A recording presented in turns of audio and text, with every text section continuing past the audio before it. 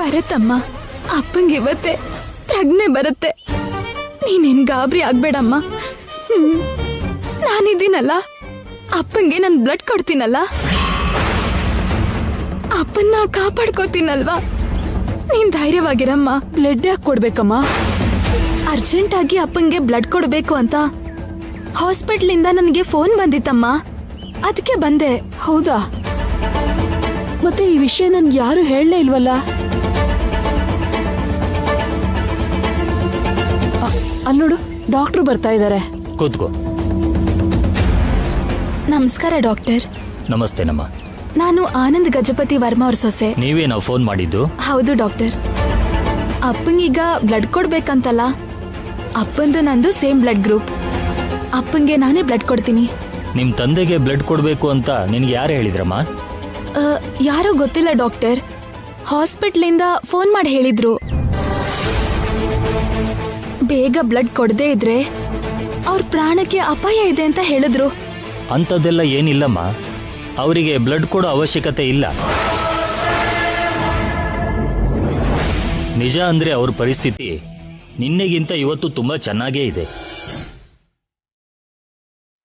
ಅವರು ಮೆಡಿಸಿನ್ಸ್ಗೂ ಚೆನ್ನಾಗಿ ರೆಸ್ಪಾಂಡ್ ಆಗ್ತಿದ್ದಾರೆ. ನನಗನ್ಸುತ್ತೆ ಈವ್ನಿಂಗ್ಗೆ ಪೂರ್ತಿ ಪ್ರಜ್ಞೆ ಬರೋ ಸಾಧ್ಯತೆ ಇದೆ.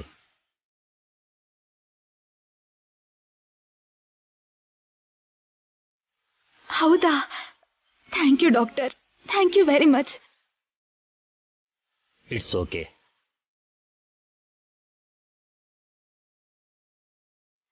ಹೋಗ್ಲಿ ಬಿಡಮ್ಮ, ಗಂಡಾಂತರ ಕಳೀತು. ಎಲ್ಲದಕ್ಕೂ ನನ್ ಕೃಷ್ಣ ಇದ್ದಾನೆ.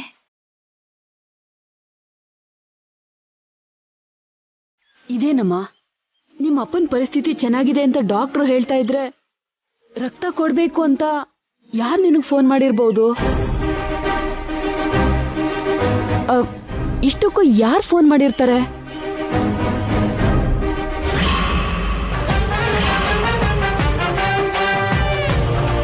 ಅರ್ಥ ಆಯ್ತಮ್ಮ, ಯಾರು ಫೋನ್ ಮಾಡಿದ್ರು, ಯಾಕೆ ಫೋನ್ ಮಾಡಿದ್ರು ಅಂತ ನಂಗೆ ಅರ್ಥ ಆಯ್ತು. ಯಾರು ಫೋನ್ ಮಾಡಿದ್ದು? ಯಾಕೆ ಮಾಡಿರ್ತಾರೆ? ಅಂದ್ರೆ ಅದು ಯಾವುದೋ ಪೇಷಂಟ್ಗೆ ಬ್ಲಡ್ ಬೇಕಾಗಿರತ್ತೆ. ಅವ್ರ ಕಡೆಯವ್ರಿಗೆ ಫೋನ್ ಮಾಡಕ್ ಹೋಗಿ ಏನೋ ಮಿಸ್ ಆಗಿ ನನಗ್ ಫೋನ್ ಮಾಡಿರ್ತಾರೆ ಅಷ್ಟೇ. ಒಂದ್ ರೀತಿಲಿ ಆ ಫೋನ್ ಬಂದಿದ್ದು ನಂಗೆ ಒಳ್ಳೇದೇ ಆಯ್ತಮ್ಮ. ನಾನು ತಕ್ಷಣ ಹಾಸ್ಪಿಟ್ಲಿಗೆ ಬಂದು ಅಪ್ಪನ್ ನೋಡಕ್ಕಾಯ್ತು.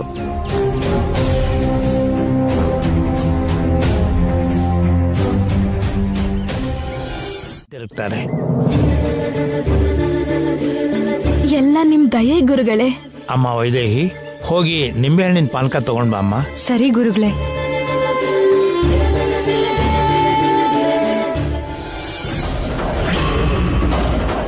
ಅಕ್ಕ, ನನ್ನ ಮನೆಯಿಂದ ಹೊರಗಡೆ ಕಳ್ಸೋದಿಕ್ಕೋಸ್ಕರ ನರ್ಸ್ ಹತ್ರ ನೀನೇ ಫೋನ್ ಮಾಡಿಸಿದ್ದು ಅಂತ ನಂಗೆ ಅರ್ಥ ಆಯ್ತು. ಆದ್ರೆ ಅದಕ್ಕೆ ಸಂಬಂಧಪಟ್ಟಿರೋ ಸಾಕ್ಷಿ ನನ್ನ ಹತ್ರ ಇಲ್ದೇ ಇರೋದ್ರಿಂದ ಸುಮ್ಮನೆ ಇದ್ದೀನಿ. ಯಾವತ್ತಾದ್ರೂ ಒಂದಿನ ಇದಕ್ಕೆ ಸಂಬಂಧಪಟ್ಟಿರೋ ಸಾಕ್ಷಿ ಸಿಗತ್ತೆ, ಆಗ ನೋಡ್ಕೋತೀನಿ ನಿನ್ನ. ತಗೊಳ್ಳಿ ಗುರುಗಳೇ, ನಿಂಬೆ ಪಾನಕ. ಇಲ್ಲಿ ಕೊಡಮ್ಮ.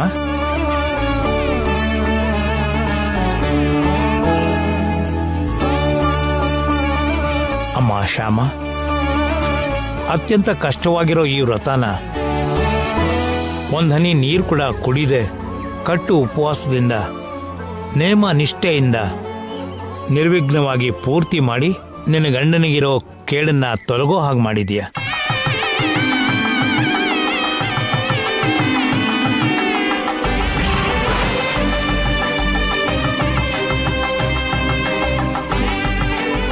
ಅಮ್ಮ ಶ್ಯಾಮ, ಈ ನಿಂಬೆ ಪಾನಕ ಕುಡಿದು ಉಪವಾಸ ದೀಕ್ಷೆನ ಮುಗಿಸಮ್ಮ. ತಗೊಳಮ್ಮ.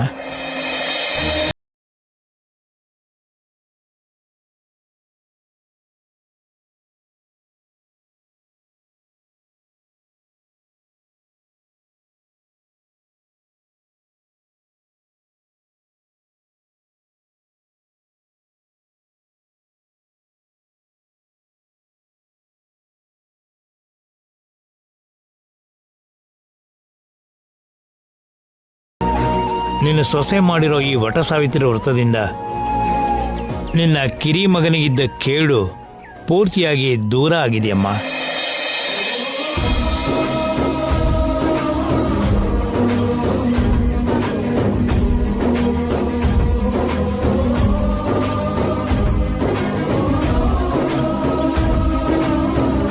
ಅಖಿಲ್ ಇನ್ನು ಪೂರ್ಣ ಆಯುಷ್ಯದಿಂದ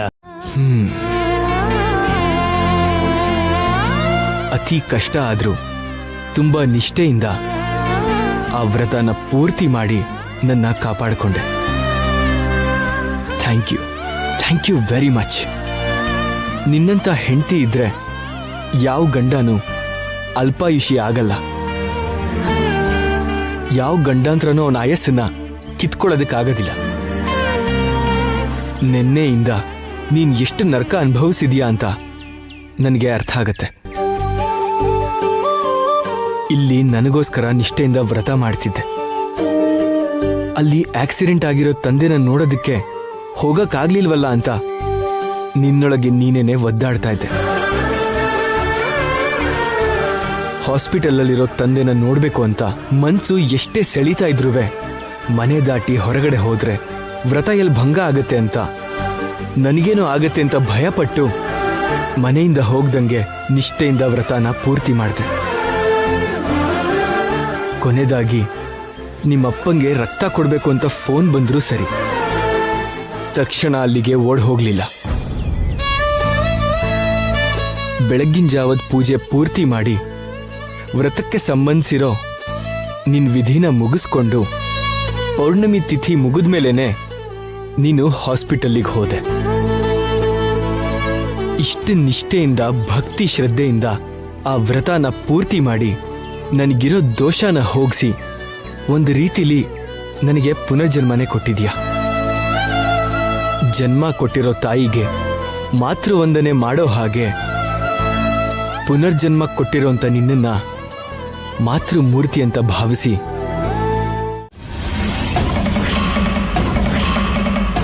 ಏನಕ್ಕ ಅಷ್ಟು ಶಾಕ್ ಆದ್ರಿ? ಫ್ಲೋರ್ ಮೇಲೆ ಲಿಕ್ವಿಡ್ ಹಾಕಿ ನನ್ನ ಕೆಳಗ್ ಬೀಳಿಸಿ ನಾನು ಹಾಸ್ಪಿಟ್ಲಿಗೆ ಹೋಗೋ ಹಾಗೆ ಮಾಡ್ಬೇಕು ಅನ್ಕೊಂಡ್ರಾ? ಮನೆ ಬಿಟ್ಟು ಹಾಸ್ಪಿಟ್ಲಿಗೆ ಹೋದ್ರೆ ವ್ರತ ಭಂಗ ಆಗತ್ತೆ ಅಂತ ಆಸೆ ಪಟ್ರಿ ಅಲ್ವಾ? ನಿಮ್ ಆಸೆ ನಿರಾಸೆ ಆಗಿದ್ದಕ್ಕೆ ಶಾಕ್ ಆಗ್ತಿದ್ಯಾ? ನರ್ಸ್ ಫೋನ್ ಮಾಡೋ ಹಾಗೆ ನೀವೇ ಫೋನ್ ಮಾಡಿ ನಮ್ಮ ಅಪ್ಪಂಗೆ ಬ್ಲಡ್ ಕೊಡ್ಬೇಕು ಅಂತ ಹೇಳಿ ನನ್ನ ಹಾಸ್ಪಿಟ್ಲಿಗೆ ಹೋಗೋ ಹಾಗೆ ಮಾಡಿ ವ್ರತ ಭಂಗ ಮಾಡಿಸ್ಬೇಕು ಅಂತ ಆಸೆ ಪಟ್ರಿ ಅಲ್ವಾ? ಆ ಆಸೆನೂ ನಿರಾಸೆ ಆಗಿದ್ದಕ್ಕೆ ಶಾಕ್ ಆಗ್ತಿದ್ಯಾ? ನನ್ನ ಅನುಮಾನ ನಂಗೆ ಹಾಗೆ ವಾಂತಿ ಆಗೋಕ್ಕೂ ಕೂಡ ನೀವೇ ಏನಾದ್ರೂ ಮಾಡಿರ್ತೀರ. ಹಾಗೆ ನಂಗೆ ವಾಂತಿ ಆದ್ರೆ ನಾನು ನೀರ್ ಕುಡ್ದೇ ಕುಡಿತೀನಿ. ವ್ರತ ಭಂಗ ಆಗತ್ತೆ ಅಂತ ಪ್ಲಾನ್ ಮಾಡಿರ್ತೀಯ.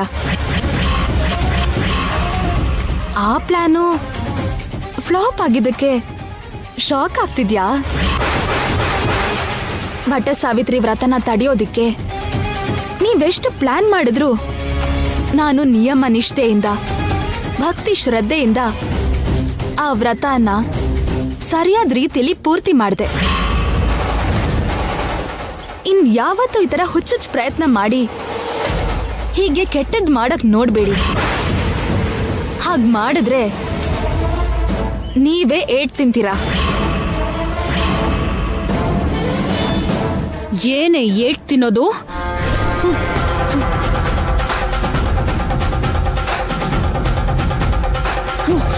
ನಿನ್ನ ಐಶ್ವರ್ಯ,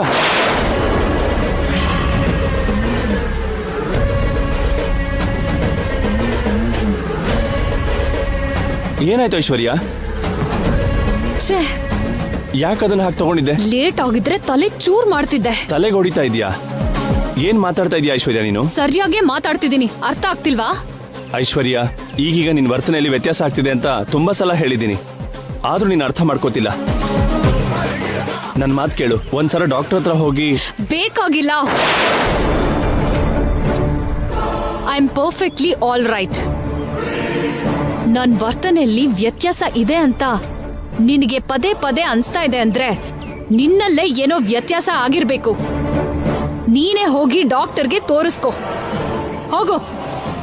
ಬಾರೋ ಬಾರೋ ಬೆಳದಿಂಗಳನು ಚೆಲ್ಲುತ್ತ ಬಾರೋ, ಹೊನ್ನ ಜಾಜಿ ಬಾರೆ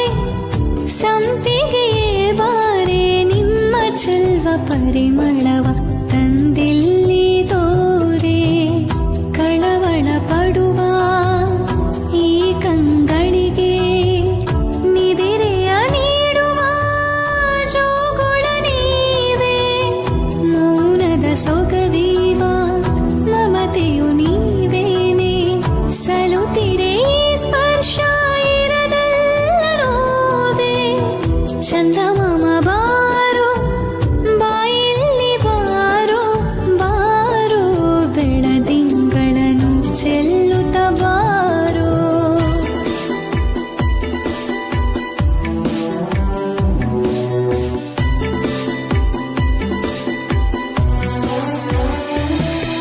ಕೇಳಿದ್ಯಾ ನಿನ್ ಸೊಸೆ ನನ್ ಮಗ ನಿದ್ದೆ ಮಾಡ್ಲಿ ಅಂತ ಎಷ್ಟು ಇಂಪಾಗಿ ಲಾಲಿ ಹಾಡು ಹಾಡ್ತಿದ್ದಾಳೆ ಅಂತ.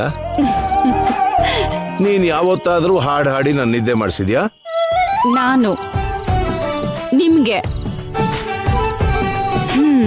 ಲಾಲಿ ಹಾಡ್ ಹಾಡ್ಬೇಕಾ? ಹೌದು, ಯಾವತ್ತಾದ್ರೂ ಹಾಡಿದ್ಯಾ? ನಾನ್ ಹಾಡಿದ್ರೆ ನಿಮ್ಗೆ ನಿದ್ರೆ ಬರಲ್ಲ, ಬರೋ ನಿದ್ದೆನೂ ಓಡ್ ಹೋಗುತ್ತೆ. ಬಂದು ಮಲ್ಕೊಳ್ಳಿ.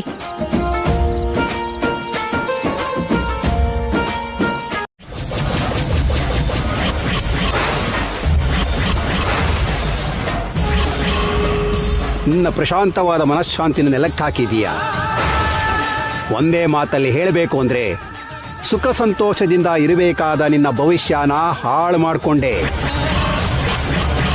ಮನುಷ್ಯಂಗೆ ಅತ್ಯಂತ ಅವಶ್ಯವಾದ ಮನಃಶಾಂತಿಯನ್ನ ಕಳ್ಕೊಂಡೆ.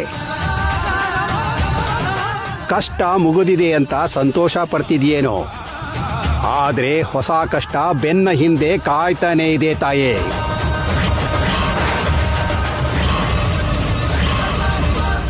ಅವು ಹೀಗೆ ಬಂದು ಹಾಗೆ ಹೋಗೋ ಚಿಕ್ಕ ಪುಟ್ಟ ಕಷ್ಟಗಳಲ್ಲ ತಾಯಿ. ಕುಂಭವೃಷ್ಟಿ ಸುರಿಸಿ ನಿನ್ನ ಜೀವನಾನ ನೀರಿನಲ್ಲಿ ತೋಯಿಸಿ ನಿನ್ನ ಅಲ್ಲಾಡಿಸೋ ಕಷ್ಟಗಳು ತಾಯಿ.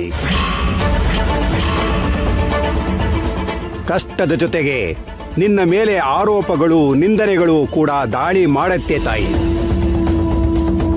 ಮಾಡದಿರೋ ತಪ್ಪಿಗೆ ಮಾತು ಕೇಳಬೇಕಾಗತ್ತೆ.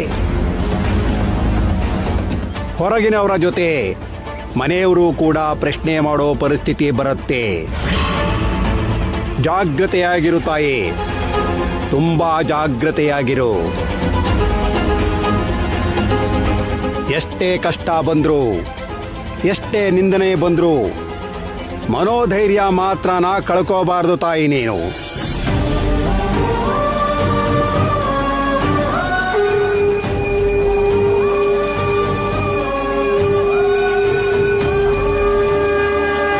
ಕುಂಭವೃಷ್ಟಿ ಸುರಿಸಿ ನಿನ್ನ ಜೀವನಾನ ನೀರಿನಲ್ಲಿ ತೋಯಿಸಿ ನಿನ್ನ ಅಲ್ಲಾಡಿಸೋ ಕಷ್ಟಗಳು ತಾಯಿ.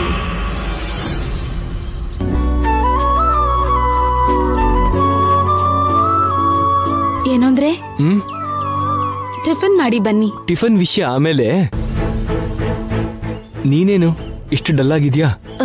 ಏನಿಲ್ಲ ರೀ, ಮಾಮೂಲಾಗೆ ಇದ್ದೀನಿ. ಅಂದ್ರೆ ಮಾಮೂಲಾಗಿರೋ ಶ್ಯಾಮಾಗು ಡಲ್ ಆಗಿರೋ ಶ್ಯಾಮಾಗು ವ್ಯತ್ಯಾಸ ನಂಗೆ ಗೊತ್ತಾಗಲ್ಲ ಅಂದ್ಕೊಂಡಿದ್ಯಾ? ನೀನ್ ಡಲ್ ಆಗಿದ್ಯಾ ಅಂದ್ರೆ ಖಂಡಿತವಾಗ್ಲೂ ಏನೋ ನಡೆದಿದೆ. ಹೊರಗಿನವರ ಜೊತೆ ಮನೆಯವರು ಕೂಡ ಪ್ರಶ್ನೆ ಮಾಡೋ ಪರಿಸ್ಥಿತಿ ಬರುತ್ತೆ.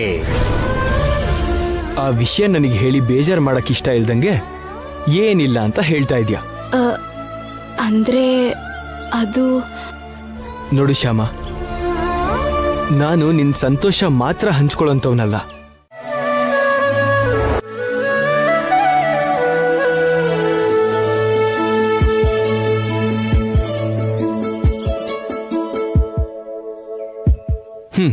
ತಗೋ, ಈ ಪೇಪರ್ ಮೇಲೆ ನಾನು ಯಾವ ಕಲರ್ ಅಂದ್ಕೊಂಡಿದ್ದೀನೋ ಅದನ್ನ ಬರ್ದಿದ್ದೀನಿ. ಅದರಲ್ಲಿ ಏನಂತ ಬರ್ದಿದ್ಯೋ ನಿನಗೆ ಗೊತ್ತಿಲ್ವಲ್ಲ. ಇವಾಗ ನನ್ನ ಮನ್ಸಲ್ಲಿ ಏನಿದೆಯೋ ಆ ಕಲರ್ ನೀನ್ ತೆಗಿ. ಇವಾಗ ನೀನ್ ತೆಗಿಯೋ ಕಲರ್ ನಾನ್ ಬರ್ದಿರೋ ಕಲರ್ ಗ್ಯಾರಂಟಿ ಒಂದೇ ಆಗಿರತ್ತೆ. ನೋಡು, ಏನ್ ಹಾಗೆ ನೋಡ್ತಿದ್ಯಾ? ತೆಗಿ.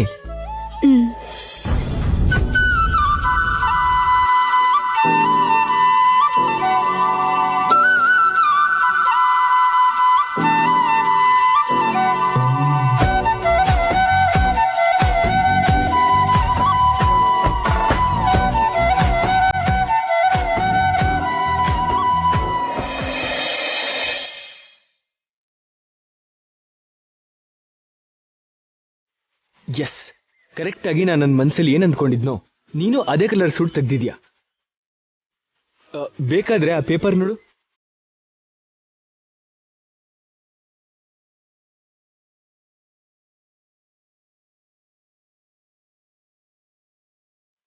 ಸೊ ನನ್ನ ಮನಸ್ಸು ನಿನಗೆ ಗೊತ್ತು, ನಿನ್ ಮನಸ್ಸು ನನಗೆ ಗೊತ್ತು.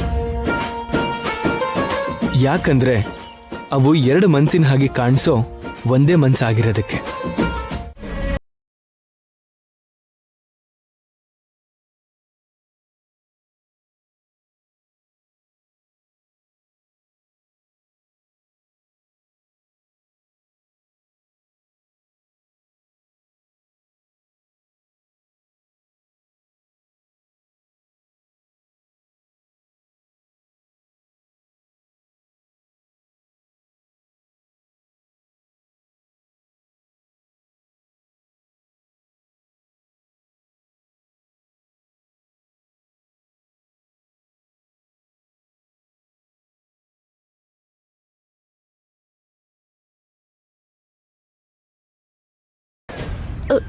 ಗೌರಮ್ಮ ಫೋನ್ ಮಾಡಿದ್ರು.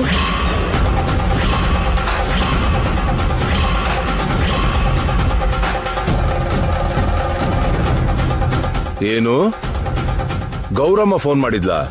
ಹೌದು ಮಾವ, ಫೋನ್ ಮಾಡಿದ್ರು. ರೂಪರಾಣಿ ವಿಷ ಕುಡ್ದಿದ್ದಾಳೆ ಅಂತ ಫೋನ್ ಮಾಡಿದ್ರು.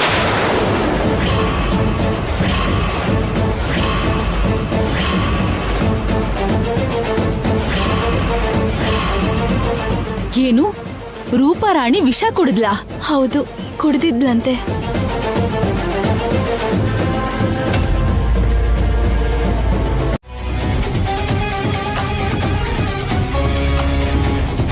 ನನ್ನ ಅತ್ತೆಗೆ ಇಷ್ಟ ಇಲ್ದಿರೋ ಕೆಲ್ಸ ನಾನು ಯಾವುದು ಮಾಡಲ್ಲ ಅಂತ ಹೇಳ್ದೆ.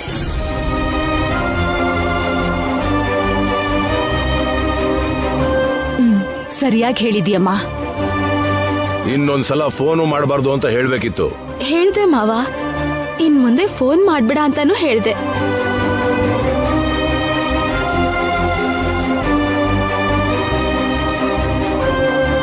ಹೋಗ್ಲಿ ಬಿಡಮ್ಮ, ಇನ್ ಮುಂದೆ ಆ ಗೌರವನ್ ಬಗ್ಗೆ, ಆ ರೂಪರಾಣಿ ಬಗ್ಗೆ ಏನು ಯೋಚನೆ ಮಾಡ್ಬೇಡ. ನಿನ್ ಬಗ್ಗೆ, ನಿನ್ ಜೀವನದ ಬಗ್ಗೆ, ನಿನ್ ಕೆರಿಯರ್ ಬಗ್ಗೆ ಮಾತ್ರ ಯೋಚನೆ ಮಾಡು. ಸರಿ ಮಾವ. ಹೋಗಮ್ಮ, ಒಳಗಡೆ ಹೋಗು.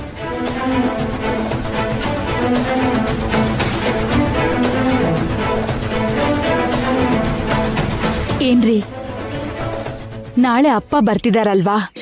ಅವ್ರು ಬರ್ತಿದ್ದ ಹಾಗೆ ಒಳ್ಳೆ ಮುಹೂರ್ತ ನೋಡಿ ಆ ಶಾಸ್ತ್ರ ಕೂಡ ಮುಗಿಸ್ಬಿಟ್ರೆ ನಮ್ ಜವಾಬ್ದಾರಿ ಮುಗಿಯತ್ತೆ. ಸರಿ.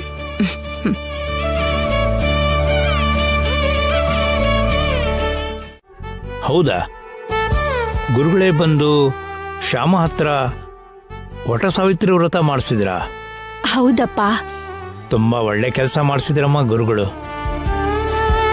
ಆ ಕಾಲದಲ್ಲಿ ಸಾವಿತ್ರಿ ತನ್ನ ಗಂಡನ್ನ ಕಾಪಾಡ್ಕೊಂಡ ಹಾಗೆ ಶ್ಯಾಮ ಕೂಡ ಕಾಪಾಡ್ಕೊಂಡ್ಲು ಅಂತಂದಾಗಾಯ್ತು. ಹೌದು ಮಾವ, ತುಂಬಾ ಕಷ್ಟಪಟ್ಟು ನಿಷ್ಠೆಯಿಂದ ವ್ರತ ಪೂರ್ತಿ ಮಾಡಿದಾಳೆ. ತುಂಬಾ ಸಂತೋಷ ಅಳಿ. ಅಂದ್ರೆ ಶ್ಯಾಮ ಎಲ್ಲಿ? ಶ್ಯಾಮ ಅವ್ರ ತಂದೆಗೆ ಆಕ್ಸಿಡೆಂಟ್ ಆಗಿದೆ ಮಾವ. ಅಯ್ಯೋ ಪಾಪ, ಹೇಗಿದ್ದಾರೆ ಅವ್ರೀಗ? ಬೆಳಗ್ಗೆ ಹೋಗಿ ನೋಡ್ಕೊಂಡು ಬಂದ್ವಿ ಮಾವನವ್ರೆ. ಪರವಾಗಿಲ್ಲ, ಚೆನ್ನಾಗಿದ್ದಾರೆ. ಇವತ್ತು ಅವ್ರನ್ನ ಡಿಸ್ಚಾರ್ಜ್ ಮಾಡ್ತಾರೆ. ಶ್ಯಾಮ ಮತ್ತೆ ಅಖಿಲ್ ಅವ್ರನ್ನ ಬಿಟ್ಟು ಬರೋಕೆ ಅವ್ರ ಊರಿಗೆ ಹೋಗಿದ್ದಾರೆ. ಸಂಜೆ ಹೊತ್ತಿಗೆ ಬಂದ್ಬಿಡ್ತಾರೆ. ಅವ್ರು ಬರ್ತಿದ್ದ ಹಾಗೆ ಅವ್ರ ಶೋಭನಕ್ಕೆ ಏರ್ಪಾಡ್ ಮಾಡ್ಬೇಕು ಅಪ್ಪ. ಅದಕ್ಕೆ ಒಳ್ಳೆ ಮುಹೂರ್ತ ನೋಡಿ. ಆಗ್ಲಿ ಅಮ್ಮ, ಈ ಶೋಭನ ಕಾರ್ಯ ಇಡೋಕ್ಕೂ ಮೊದಲು ಇನ್ನೊಂದು ಕಾರ್ಯಕ್ರಮನ ಮಾಡ್ಬೇಕಮ್ಮ. ಏನ್ ಕಾರ್ಯಕ್ರಮ ಅಪ್ಪ? ಅಗ್ನಿ ಸಾಕ್ಷಿಯಾಗಿ ಸಪ್ತಪದಿ ಮಾಡಿಸಿ ಅವ್ರ ಕೈಲಿ ಅಗ್ನಿ ಪ್ರದಕ್ಷಿಣೆ ಮಾಡಿಸ್ಬೇಕಮ್ಮ. ಆ ಕಾರ್ಯಕ್ರಮ ಮದ್ವೆಯಲ್ಲೇ ಮಾಡಿದ್ವಲ್ಲ ಮಾವ. ಆದರೂ ಮತ್ತೆ ಮಾಡಿಸ್ಬೇಕಪ್ಪ. ಮದುವೆ ಆದ ವರ್ಷದ ಒಳಗೇನೆ ಯಾವುದಾದ್ರೂ ಕಾರಣದಿಂದ ಶೋಭನ ಆಗದೇ ಇದ್ರೆ ಮತ್ತೊಂದ್ಸಲ ಅಗ್ನಿ ಸಾಕ್ಷಿಯಾಗಿ ಸಪ್ತಪದಿ ಮಾಡಿಸಿ ಆಮೇಲೆ ಶೋಭನಕ್ಕೆ ಮುಹೂರ್ತ ಇಟ್ರೆ ಒಳ್ಳೇದು. ಹಾಗೆ ಮಾಡಿದ್ರೆ ಆ ದಂಪತಿಗಳು ಜೀವನ ಪೂರ್ತಿ ಸುಖ ಸಂತೋಷದಿಂದ ಖುಷಿಯಾಗಿರ್ತಾರಮ್ಮ. ಹಾಗಾದ್ರೆ ಬೇಗ ಆ ಕಾರ್ಯಕ್ರಮ ಮಾಡ್ಬೇಕು ಅಪ್ಪ. ನಾಳೆ ಪಂಚಮಿ, ಸೋಮವಾರ, ತುಂಬ ಒಳ್ಳೆ ದಿನ. ನಾಳೆನೆ ಆ ಕಾರ್ಯಕ್ರಮ ಮಾಡಬಹುದು.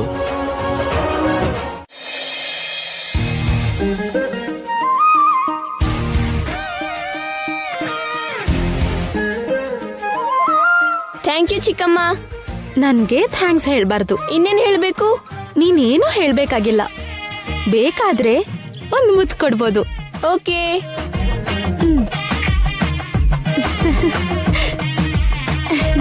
ತಿನ್ನು. ಶ್ಯಾಮಾ, ಏನ್ರಿ? ಕಾರ್ ಕೀಸ್ ಎಲ್ಲಿಟ್ಟಿದ್ದೀನೋ ನೆನಪಾಗ್ತಾ ಇಲ್ಲ. ದಿನ ಎಲ್ಲಿಡ್ತೀರೋ ಇವತ್ತು ಅಲ್ಲೇ ಇಟ್ಟಿರ್ತೀರಾ? ಅಲ್ಲಿ ನೋಡ್ದೆ ಇಲ್ಲ. ಹೌದಾ, ಇರಿ ತರ್ತೀನಿ.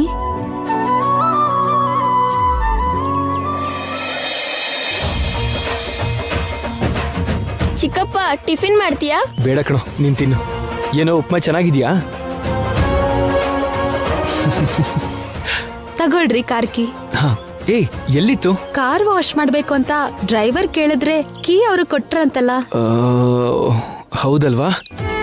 ಸಾರಿ, ಮರ್ತೋಗಿದ್ದೆ. Thank you so much. ಚಿಕ್ಕಪ್ಪ, ಚಿಕ್ಕಮ್ಮಂಗೆ ಥ್ಯಾಂಕ್ ಯು ಹೇಳ್ಬಾರ್ದು. ಮತ್ತೆ? ಏನೂ ಹೇಳ್ಬಾರ್ದು.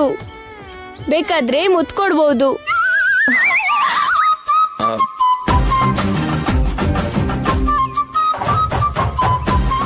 ಇದು ನಿಜಾನ ಶ್ಯಾಮಾ? ಹೇಳು ಶ್ಯಾಮಾ, ಆ ಫೆಸಿಲಿಟಿ ಇದೆಯಾ ನನಗೆ? ಆ ಫೆಸಿಲಿಟಿ ಅವನಿಗೆ ಮಾತ್ರ. ತಿಂಡಿ ಮಾಡ್ಕೊಟ್ಟಿದ್ದಕ್ಕೆ ಅವನ್ ನನ್ಗೆ ಥ್ಯಾಂಕ್ಸ್ ಹೇಳ್ದ. ಹಾಗೆ ಥ್ಯಾಂಕ್ಸ್ ಹೇಳ್ಬಾರ್ದು ಅಂತ ಹೇಳಿ ಈ ತರ ಫೆಸಿಲಿಟಿ ಕೊಟ್ಟಿದ್ಯಾ ಅಂತ ಆಯ್ತು. ಮತ್ತೆ ಆ ಫೆಸಿಲಿಟಿ ನನಗೆ ಕೂಡ ಕೊಡ್ಬೋದಲ್ವಾ?